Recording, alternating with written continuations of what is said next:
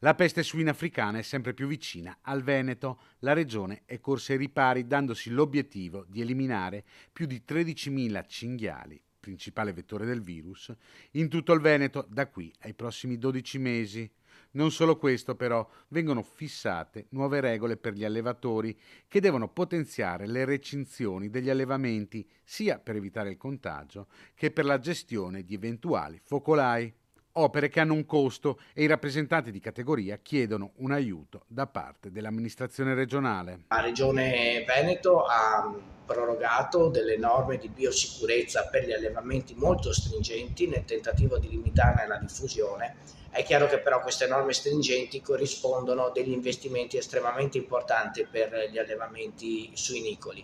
Allevamenti suinicoli che si dividono in quelli strutturati, per cui quelli da reddito, come li chiamiamo noi, e quelli familiari. Ecco, su questi due tipo di allevamento è necessario un aiuto da parte delle istituzioni, perché le misure di biosicurezza risulterebbero estremamente gravose per gli allevamenti in questione, proprio per difendersi dalla peste suina africana. Per cui chiediamo un intervento economico di aiuto in maniera da poter nel tempo più rapido possibile mettere in sicurezza i nostri allevamenti. Se la peste suina dovesse arrivare in Veneto, il comparto perderebbe almeno il 10% del fatturato, stimano i rappresentanti della CIA di Padova.